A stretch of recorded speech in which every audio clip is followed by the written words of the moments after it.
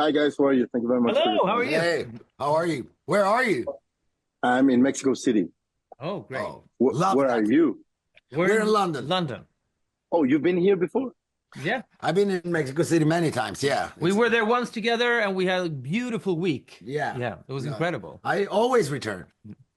Okay, let me know when you're back. I will. Yeah. I was at that. I went to see the game at the Azteca Stadium. Right. Oh, wow. It's a memory for life. It was the derby between the two big teams there in Mexico City. Oh, like Chivas was- America. Yeah, and that was it was a crazy experience. It's a crazy experience. If I took my dad there, he would not have survived. I tell you that.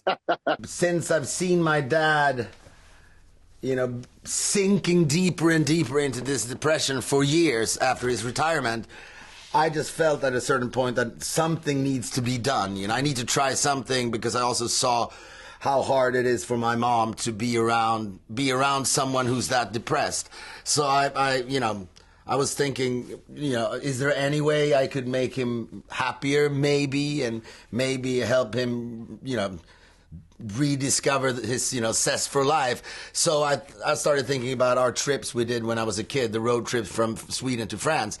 And maybe I should go on a road trip with him. And I called my mom and asked her, like, hey, can I do this? And she said, yeah, that's a great idea. We need to get him out of the house. He needs to do something, And so I was like, okay, I'll do this. I want to find that car we used to drive in back in the day. And then I talked to Fredrik, like, randomly as a friend about this trip. And then I guess since we're filmmakers, we said, maybe, is this a film, maybe? Maybe there is something very, universal and relatable to this trip I'm about to do, and so it happened. That's a good question. I think not from the beginning at all. I was a little bit confused, but I know Filip wants me in things he does because I get things done, and he's not as good at doing that. But also, bad. I have to say. I hear this too but often. also, I've known Filip's dad for so many years, and I love him as well. So it felt like a different little family going on this road trip, and gradually during the trip, I realized that maybe my role here is to be part of the audience and ask the questions they might wonder,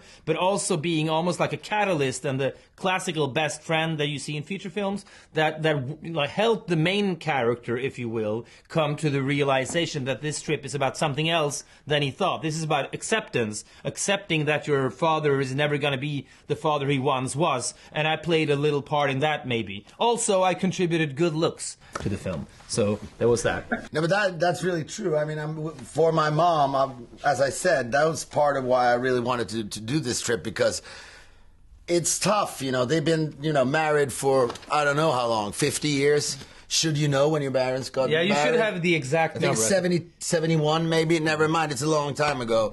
And then suddenly, in a relationship, one of them, in this case my dad, becomes someone else, both like physically weak, but also first and foremost, I think the worst part is how depressed he is, and that is very common. I don't think people talk about that enough, because it's hard.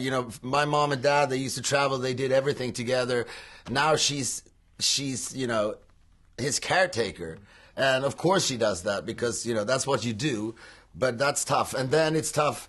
I mean, you got to feel sorry for my dad for sure, but it's also tough for me. It's associated with a lot of frustration because I also feel that, hey, why are you throwing away, these years of your life? My mom said this could be our golden age, and it's kind of true, but it's very, very common, especially amongst men.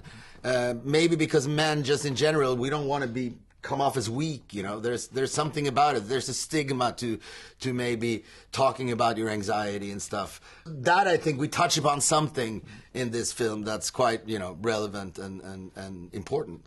I don't know what it's like in Mexico, but I assume it's the same way everywhere.